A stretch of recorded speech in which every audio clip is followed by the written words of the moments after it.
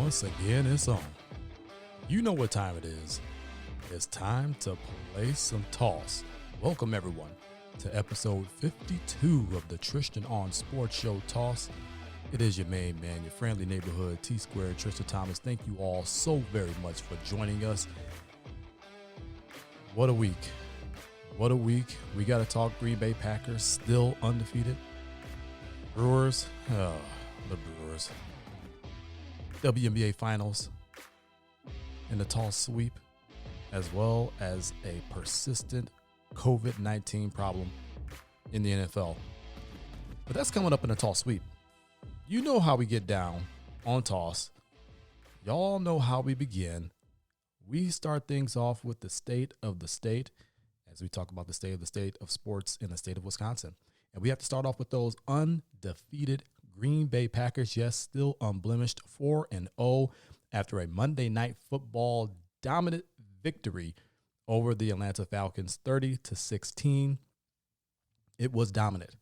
It was very dominant. Now, it wasn't the 40-plus points that we're accustomed to seeing them put up this season, but they're still averaging well over 30, still the NFL's highest scoring team per game.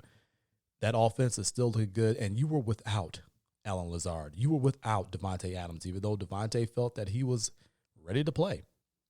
He tweeted out very candidly early in the morning that apparently I don't know my body better than other people do. So you could tell that he was ready to play, but I did say here on Toss, as well as Quick Toss, which is now on Facebook.com/T on Sports Show. That's TON Sports Show. That I would not be surprised if the Green Bay Packers held Davante Adams out of this game against a winless Falcons team to give him extra time to heal that hamstring strain. Because we all know those soft tissue injuries, the hamstring pulls, the groin pulls, which is what Kenny Clark is going through right now. Those things tend to linger, and if you come back way too soon, you re-aggravate it, and we saw that with the Falcons and Julio Jones. He was there for the first half. He, too, was dealing with a hamstring injury. Re-aggravated it. He was gone for the entire second half of that ball game. So the Packers did not want to take any chance, and I think that Julio Jones' re-aggravation of that hamstring pull really solidified that decision by the Packers to hold Davante Adams out. Like they all they could do is just point to him. Look, you know, he missed a couple of games. He came back, and now he's back out for who knows how long. Like I said, those soft tissue injuries tend to linger, and if you don't give it the proper time to heal and the proper rehab, you're just going to end up re-aggravating it and being out for even longer.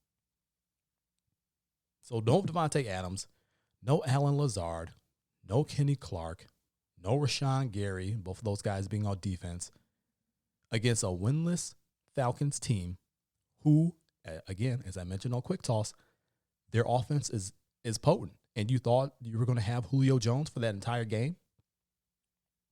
You had Calvin Ridley, and we'll get to his night in just a second. Jair Alexander stepping up big time again.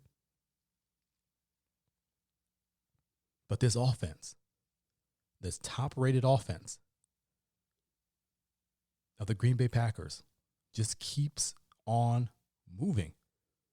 Aaron Rodgers, who is now, in my eyes, on that same plane for MVP consideration as Russell Wilson. Another 300-yard game for Rodgers, 327 yards. 4 more touchdowns to add to his total. Now 13 touchdowns, 0 interceptions. An unblemished record. Orchestrating that that offense masterfully. That second year in Matt LaFleur's offense, they really gave the Falcons a lot to think about. All the motion. And I said on Quick Toss, I thought that they would be using a lot more 11 personnel, which is 2 tight ends, but they ended up using a lot more 3 running back sets than they did double tight ends. They used a lot more bunch formations. They split these running backs out wide. We're talking Jones. We're talking Williams. We got AJ the Sauce Dillon in there a little bit. Tyler Irvin, Swervin Irvin. He got in there. So it just goes to show you that Matt LaFleur is going to win the game the way he proceeds it or perceives it needs to be won. Again, I could put out my best laid predictions for the situation with injuries and the team that they're facing out there, but that doesn't necessarily mean that that's the plan that LaFleur is going to go with. And more times than not, it isn't. He finds a way to shock you and make you think. And he finds a way to shock the defense that they're playing up against and making them think. And with all of his motion, with all the different formations, the bunch formations, he gave that defense a lot to think about every single play and put the offense in advantageous situations. And you saw it. It was beautiful to watch. He's becoming a masterful play caller, a masterful play designer. It is just wonderful to watch him in year two and watch this entire offense in year two begin to flourish. And this was without his full complement of weapons. That's what makes it more amazing for me, that performance on Monday night. You did not have your full complement of weapons. And yet you were able to go out there and do a great job. Now, people are going to say, well, the Falcons give up the most points in the NFL. They give up another 30 today. Okay, I got that. Games aren't played on paper. You still have to go out there and execute. Doesn't matter who's out there. I thought it was going to be even more of a shootout. I thought the Packers would, like I said, deploy more of a 11 personnel and try to run the ball a lot more and eat up much more of the clock. Really clock-eating drives so they could go and score, finish off the drive with touchdowns, not field goals. But it was really the Falcons who ended up doing that. They had a 20-play drive that went for 94 yards, and they could only get a field goal out of it. So they really deployed the plan I thought Green Bay would employ, and it didn't work for them. You can't score field goals when you're going up against an Aaron Rodgers offense. You have to go out there and match sevens. So Rodgers was masterful. 4 touchdowns, 1 touchdown catch to a wide open by himself. And this is the second week in a row that we've seen this play with one of these offensive players where the defense is completely fooled. Completely. And you have an offensive player by themselves walking into the end zone or walking for a first down. This week it was Aaron Jones. Wide open. Pretty much strolls right into the end zone untouched. But the other 3 touchdowns go to Big Bob Tonyan, the tight end. And here's a stat you did not believe you would hear, but it is 2020 and anything is possible. He is tied for the NFL lead with Mike Evans of the Tampa Bay Buccaneers for most touchdown receptions this season. They both have 5. Now, Tonyan has been a guy who hasn't really gotten the opportunity, and we talked about him last week when he had 5 catches for 50 yards and a touchdown. We spoke about him. He's getting that opportunity now, and he's making the most of it. He's a guy that I know Aaron Rodgers really liked. He just needs to get better in some facets of the game, blocking being one of them, and especially with the Mercedes Lewis, who did not play in this game either. It's a big cog to your running game, and he's also got hands. He has a touchdown catch this season as well.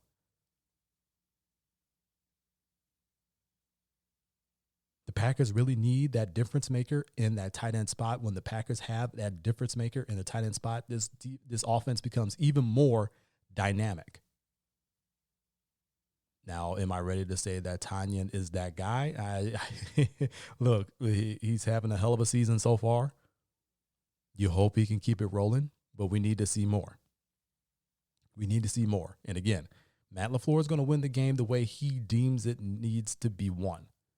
So the guy that was in the blow-up spot, if you're in fantasy, to use a fantasy term, he had a blow-up game, may not necessarily be that guy the following week or even the next week. They win the games as they are needed. So a different guy is going to be that lead guy every single time. We saw it in this game. For a while there, we did not see Aaron Jones on the field. It wasn't because he was injured.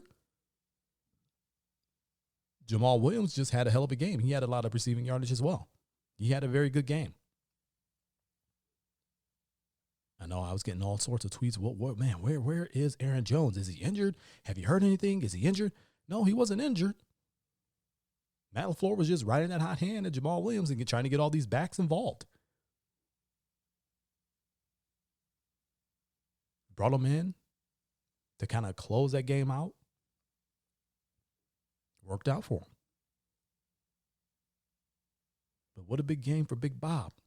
3 touchdown catches. I mean, that's the game of his life. 98 receiving yards. Now, that's a Monday Night Football game he'll never forget. The defense. The defense was just as dominant as that offense. You're talking about this Darius Smith with 3 sacks. He is the NFC Defensive Player of the Week. Big up to him for that tribute to Breonna Taylor after one of his sacks. Jair Alexander is the guy. And to close the point on Zadarius Smith, he also leads the NFL in sacks. Yeah. He's that damn good. But Jair Alexander is the guy that I want to talk about on the defense. Coming out of Louisville, you knew this guy had skills. Rookie year, those skills showed up. Second year, it was okay. Not quite as good as his rookie year. But it was okay. This year, I think he stepped it up another level. This year, I think he's taking that step towards becoming shut down. Now, I know that's saying a lot, but if you look at his type of play, what he's been able to do, this is the next superstar cornerback. This is the next guy that could become that shutdown guy where he completely closes off half the field. He has that type of ability. He has that type of talent. Can it come to fruition? So far, so good. And in this game, and we mentioned Calvin Ridley for the Falcons earlier. Remember Julio Jones played the first half, didn't come out for the second half because he had re-aggravated that hamstring, was out for the remainder of the game. It was going to fall on Calvin Ridley's shoulders.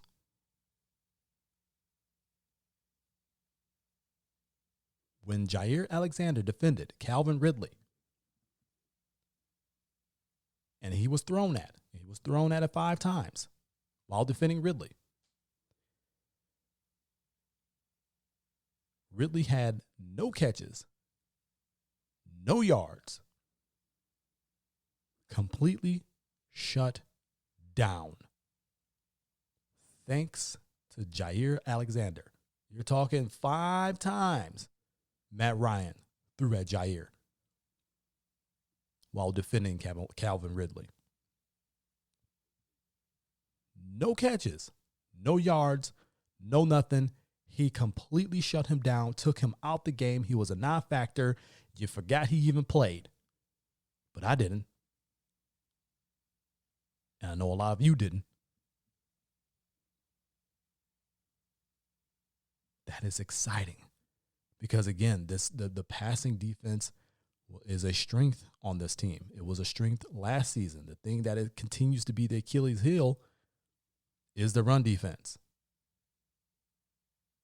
And I don't think they've really been pushed to see if that run defense has gotten any better, but you've seen in spots that, I don't know. I mean, yeah, you've been missing Kenny Clark, and once he gets back in there, you could tell a little bit, but I still don't think, and I've said this, I'm on the record, that they did enough to shore up that run defense. But this passing defense is something I don't want to quite say fear, but understand you're going to have a tough day. It's going to be a tough day. In Jair Alexander's performance on Monday Night Football against Calvin Ridley, to hold him to no catches, no yards, no touchdowns, you are a non-factor. You might as well had not played, was amazing. Absolutely amazing. So what's next for the Green Bay Packers? What they got coming up? They got a lot of nothing coming up because it is now their bye week. They roll in after the first quarter of the season, 4-0. Great start, but you're just the first quarter or through the first quarter of the season. A lot of season left. That's COVID permitting. And we'll get to that in the tall sweep. You hope those guys stay safe. Brown County, Wisconsin, where the Green Bay Packers reside, is one of the hottest hotspots in all of the nation right now. So you hope those guys are staying out them streets, staying out of those restaurants and bars and any other super spreader type events, or putting themselves in harm's way, breaking protocol. You hope they're not doing any of that. You hope they're staying safe. You don't want anybody else catching this. And thankfully nobody on the Packers has caught this, again, being in the hottest of hot spots in America. But following that bye week, you have the Tampa Bay Buccaneers, and Tom Brady, he looked pretty damn good this past Sunday in a win against the Chargers. They did lose some weapons. Mike Evans got a little bit dinged up. You have to imagine that he'll be able to play. They lost O.J. Howard, a guy who I thought was just starting to get lathered up, coming to his own. Lost him for the season with the torn Achilles. But, I mean, it's Tom Brady. It's Bruce Arians, who's a good play caller, good play designer. Going to have your hands full. You're going to have your hands full. It's going to be a pretty good test. It's going to be a really good game. Two of the great quarterbacks matching wits. But you have to be excited about what could possibly be if this season is able to be completed for the Green Bay Packers. 4-0 after the first quarter of the season, 12 games remaining, but you are unblemished. Leaders of the NFC North. By yourself. Bears lost.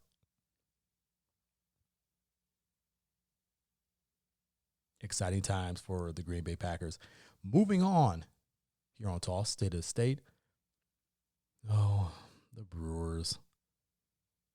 The Brewers. I sat here last week on Toss and ran down what I thought was Brewers manager Craig Counsell's big plan to possibly steal this best of 3 series against the Los Angeles Dodgers. Counsell opted for a bullpen game in game 1, trotting out Brent Suter, the lefty, as the initial outgetter. And I'm doing the air quotes as I'm saying this because that was what Craig Counsell calls them. And I thought he was going to use him for maybe 2-3 innings. Go to that bullpen. Hope the offense could scratch across a couple of runs. Hope that the pitching, which is a strength of this team, keeps those Dodgers off the board, which is a Herculean task for any team. And Brent Suter proceeded to trot out there and put up just a postseason stinker. Just a bad game. He did not keep the Dodgers off the board whatsoever, in which he apologized for it after the game. He apologized to Brewers fans. He apologized to his team. He really felt as if he let them down. It was a rough go of it. Dodgers ending up winning game 1. So now your propensity to be able to steal that game and put out your best pitcher remaining, your best starter remaining in Woodruff to go and get game 2 now goes out the window. Now Woodruff has to go out there and pitch for your season, pitch for your life. Now, I had no worries about Woodruff in his performance. I knew he was going to go out there. He's been pretty much lights out all season long, he along with Corbin Burns. But, of course, you didn't have Burns because of that back issue. I had no worries about him. In game 2, he went out there and did exactly what you wanted him to do. He kept the Dodgers off the board for as long as he possibly could. My issue has been the issue that I've had since you saw the lack of transactions or the transactions that did occur in the offseason for the Brewers, which is the offense. Again, you let a guy like Yasmani Grandal walk. He went and got big money from the White Sox. You let a guy, Mike Moustakas, walk. He went and got money from the Reds. You let Eric Thames walk. You're talking about 3 big bats in that lineup that you just let walk. And again, I get it. You had to re-sign Christian Yelich. You were thinking with those moves, okay, what can we do for Yelich? But you have to have more than Yelich. Braun can still give you some at-bats, some good at-bats, but he's not the guy that's going to be out there for you doing that every single day anymore. He is really in the twilight of his career. He can still come up clutch for you. He's still shown that propensity to be able to do that. He's still got some pop in that bat. He's still shown a propensity to do that, but he's not that everyday guy anymore.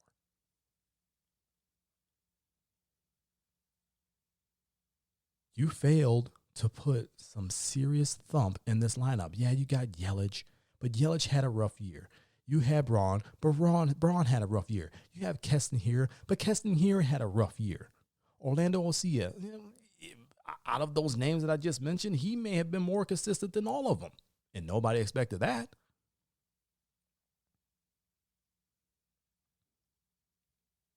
You make the trade for Vogelback, and he provided a little bit of pop here and there.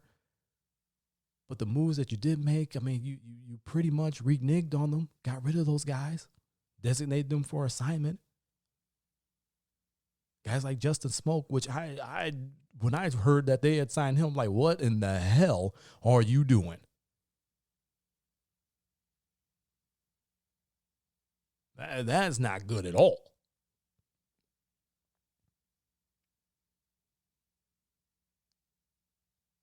Omar Narvaez, you had a little bit of hope for, but that kind of fell flat.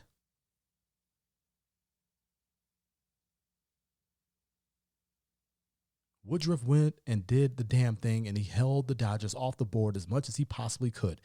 But there is only so long that you're going to be able to keep a potent lineup that includes a former AL MVP and a former NL MVP in the same lineup going back to back. We're talking Mookie Betts and Cody Bellinger.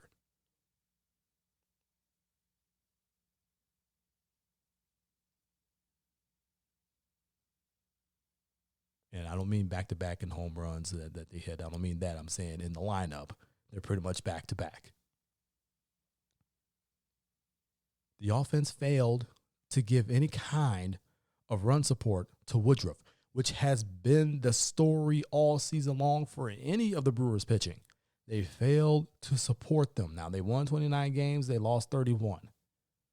That was good enough to get them into the playoffs because another team went 29-31, but you happen to have a tiebreaker against them, and that was the Giants. The Phillies, you did not have a tiebreaker against, but they lost one more game than you did. They ended up going 28-32. That is the only reason why you made the playoffs.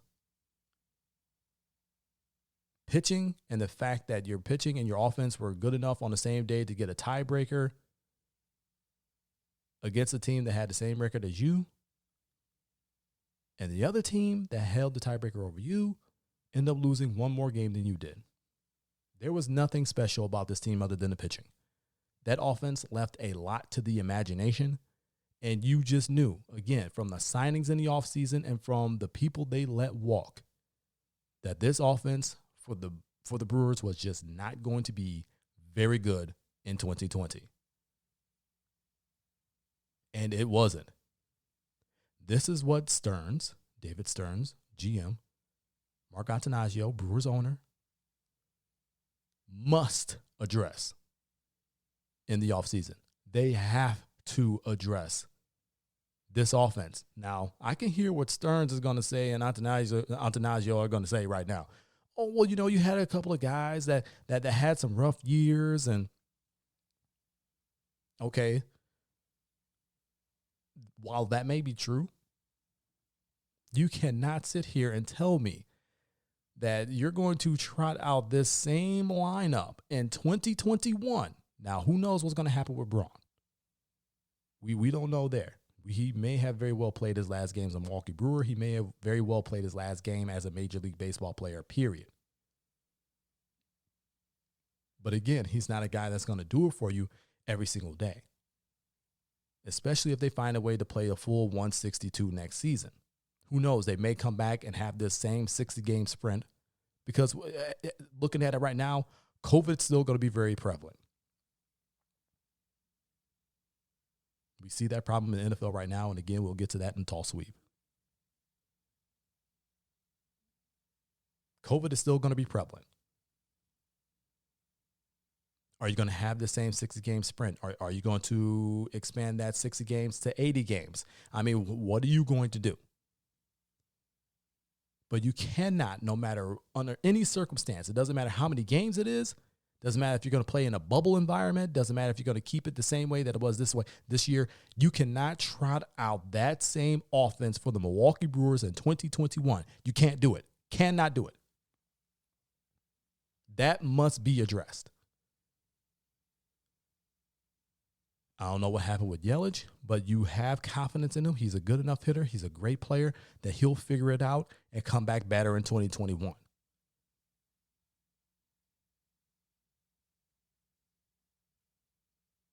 The other guys who have rough years, hopefully they'll figure it out, come back better in 2021. But you need to surround them. We talk about the Yeliches and the Hiras and the Arcias. You need to surround them. And not only do they need to play better, but you need to surround them with some more thump in that lineup. Because this ain't it. This is not it. You can't continue to throw out a whole bunch of free swingers and hope they connect with one and hit it out the park to save you every single game, because it clearly doesn't work. You can sit there and laud that you made the playoffs, but you backed your way into it. You lost your final game. All you had to do was go out there and win. You lost. And again, I could hear Stearns and Antanasio, oh, well, we had games where we scored 19 points and 17 points. You also had games where you got shut out, scored one run, and got no hit. So I don't want to hear that bull. This is something that has to be addressed. The Milwaukee Brewers cannot trot out that same offense next season. You hope you get that same consistent pitching. You hope Burns comes back healthy. You hope Williams comes back healthy. You hope that Woodruff continues that ascension to being that one, that number one guy. Burns continues that ascension to being that 1B guy to his 1A. Fastball Freddie Peralta, you hope he finally connects the dots and makes things work. You just hope, you just hope that this pitching continues to be a strength on this team as it has been the last few seasons. But this offense has got to be better. And you have to address that. You absolutely have to address that. There's only so many moves that Craig Counsell is going to be able to make to try and scratch across a few runs. But he can't go out there and take every single AB for all those guys. At some point, you have to go and get some guys that are going to put bat to ball consistently and get hits and score runs. Because at the end of the day, it is the team that has scored more runs than the other that wins the ball game. Yes, you need to be able to pitch to keep those other guys off the board. Yes, you need to be able to play defense and field correctly. Yes, you need situational hitting. An ability to steal bases is not bad either. But this offense has to be better if they plan on being title contenders once again. Brewers have to get it together. to get swept in the best of three and just gut-wrenching, but I should have known that was going to happen type fashion, yeah, we can't have that anymore. And that's the state of the state. The Packers are dominant, 4-0. They head off into their bye week. You hope that they come back healthy, and not just from injury, but also healthy, staying away from COVID. They have a week 6 matchup with the Tampa Bay Buccaneers down in Tampa. Should be a good game. And the Milwaukee Brewers swept by the Dodgers in the wild card round of the MLB postseason. That offense provided no kind of help. It is something that must be addressed by the Brewers in the offseason. They got to do it. Let's roll on to the toss sweep.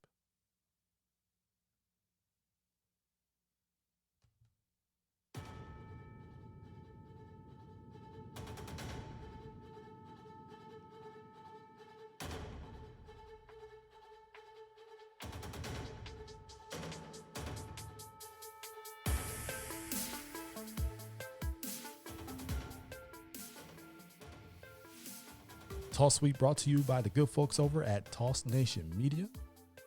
Toss Nation Media, truthful, opinionated, passionate sports is what you deserve. Visit us, tossnationmedia.com. The WNBA Finals, part of a finals doubleheader that happened on Wednesday night. Crazy, right? A doubleheader. WNBA Finals, the NBA Finals. Lakers 1 win away, but we're talking WNBA Finals right now. I got my finals matchup in the WNBA that I wanted, that I foresaw before the season began. The Storm getting Breanna Stewart back from that Achilles tear last season. The Aces putting together a squad, getting Angel McCoughtry.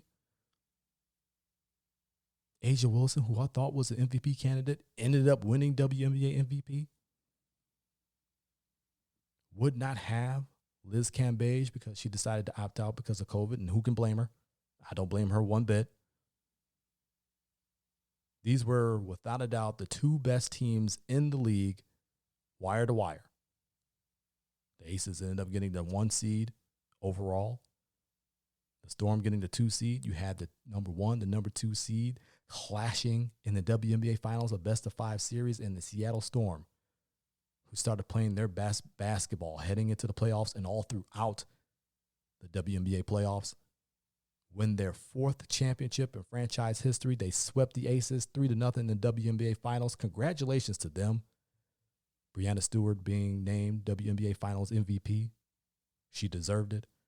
Could have gone to Jewel Lloyd as well. She had a hell of a series. Sue Bird. I mean, you probably could have gave it to her too. I mean, she was dropping dimes like it was nobody's business. I mean, you talk about a woman that's approaching 40 years old and is still playing world class and championship basketball. Just a legend. Amazing what they've been able to do. Amazing what she's doing. 4th championship in franchise history. How much did the Aces miss Liz Cambage? I think a lot.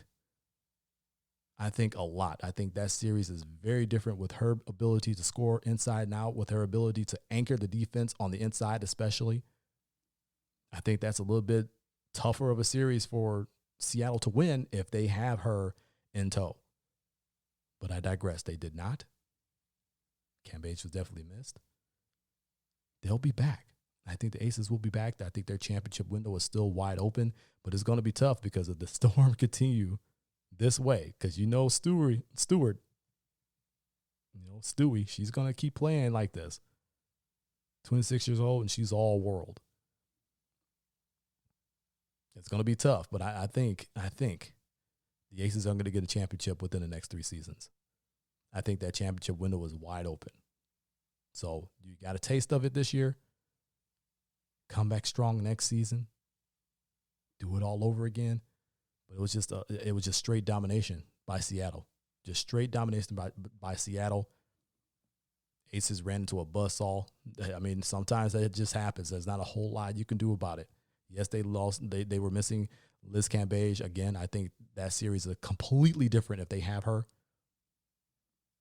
But I don't think honestly, I just don't think there was any stopping Stewart and Lloyd and Bird. There was no stopping them. They were going to win the championship. They were hell-bent on doing it, and they did it. So congratulations to them. Congratulations to the WNBA as a whole. Because for as much as you hear about the success of the NBA bubble, the WNBA started their bubble first. They were doing this first. And it's worked. Nobody caught it. There were no real violations. All the games played, everybody was healthy. Viewership was up. The basketball was great to watch. The WNBA as a whole did a fantastic job keeping everybody safe, keeping everybody healthy, and putting on a great product. Just congratulations to them. I wish more people would go and watch them because you would dig it. It is good basketball, folks. Stop hating on it. Stop sleeping on it. These women can play. They're world class. Watched it all season, enjoyed it all season, was praying for their health, staying away from this virus. You know, and not even just basketball injuries, but staying away from those, but staying away from this virus, continue to be in that bubble. I know mentally it had to be tough on them. Being in the bubble, being away from family. It's a tough championship to win. Seattle did that. But as a whole, that league did a fantastic job, and I just want to congratulate them on that and just thank them for that. They sacrificed a lot for everybody's entertainment.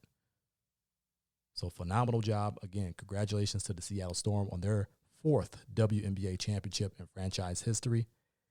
Speaking of staying away from the virus, it seems like the NFL cannot.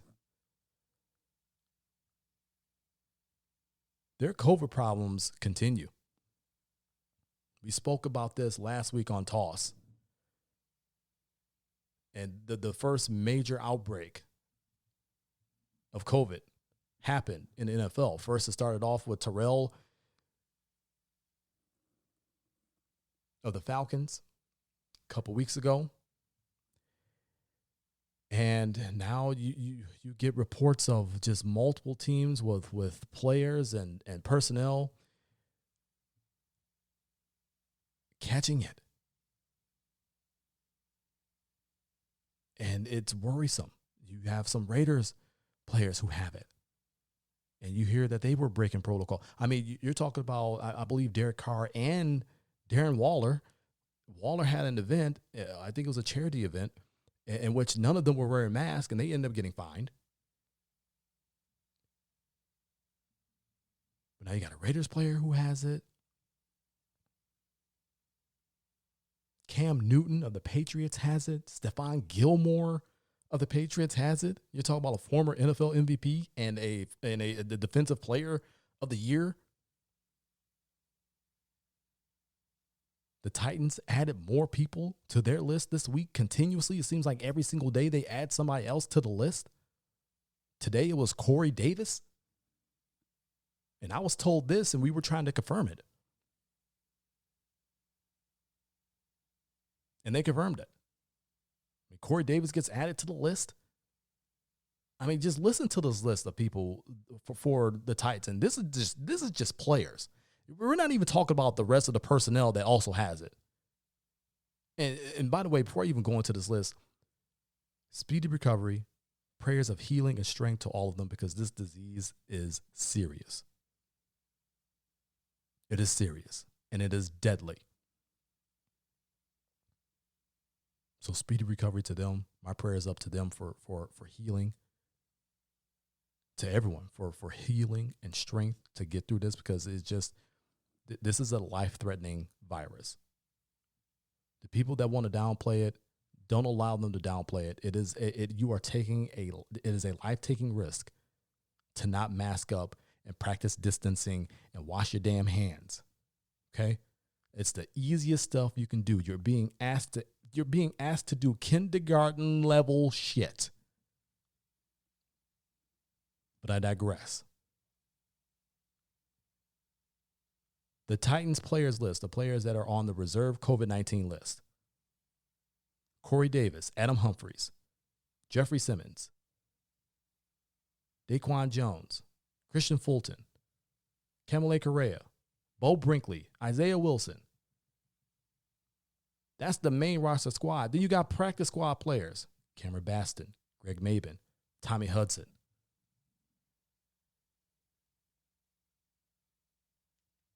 That's just on the Titans.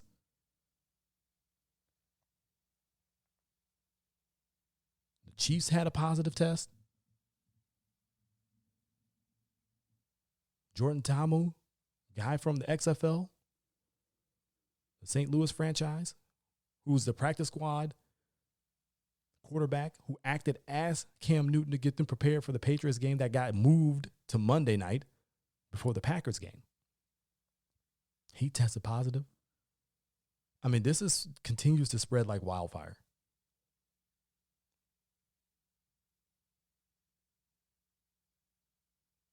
Do you pause the season at this point? Because there's only so many bye weeks you can rearrange. There's only so many games you can rearrange and still be safe. Do you pause the season for a month? Now, here's the thing. I'm just posing the question. I'm not going to give you a yes answer on it because it's the NFL. And you would entirely throw off the entire schedule for them if you were to pause this for a month. You're talking about playing in months that you don't typically play in, and weather you don't typically play in, even though they did have a Super Bowl dead in the middle of winter in February in New York, even though they will never do that for Green Bay because Green Bay does not have enough lodging, and especially with it being a hot spot right now, they will never do that in Green Bay, and they should. It's the mecca of football, but I digress. You're talking about pushing it into months that you're not accustomed to playing in. I don't think they pause the season. But if this continues, if this persists, there's only so many players that you can come up here and people still be pleased with the product. You will still be able to grab their attention with before they start tuning out. So I don't think they pause it, but if it gets much worse, then you have to start thinking about, okay, are we even going to be able to finish this season? I mean, these are real things you have to think about. I know Roger Goodell had a phone call with ownership and sent out a sternly worded memo to the entire NFL about, new facets to the COVID protocols and sternly reminded them that they better adhere to these or there'll be stiff fines and loss of draft picks and this, that, and the other. And okay.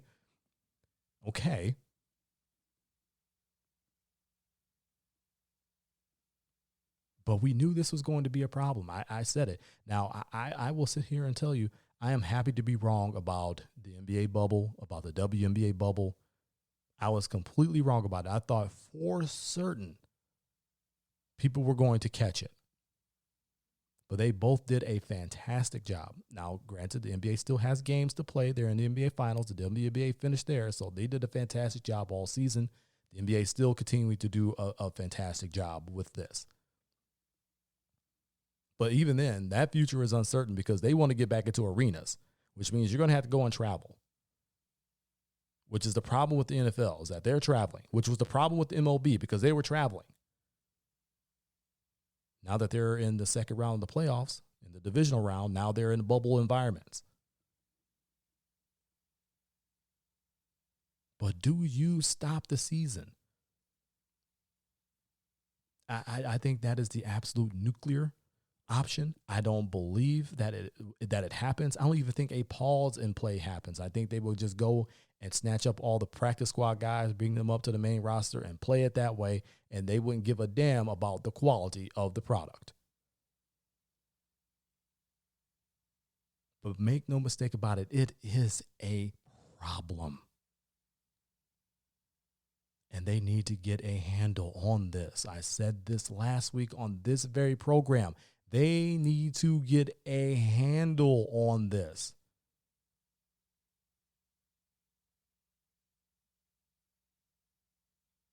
The call with owners, the sternly worded memo to the entire NFL, okay, with new penalties, with new stringent protocol changes. It's a step in the right direction, but is it enough?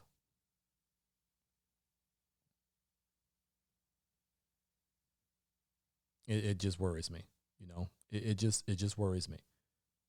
That pit in my stomach has not disappeared, and it hasn't disappeared for a reason, because you got multiple people, multiple players, multiple personnel people in the NFL right now, currently with this virus.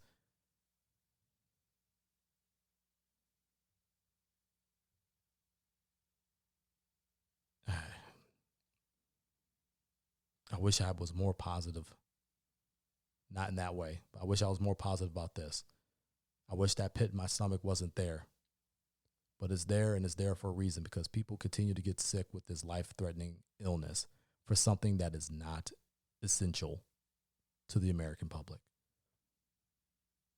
I love the game, but I love those people having a life to live even more.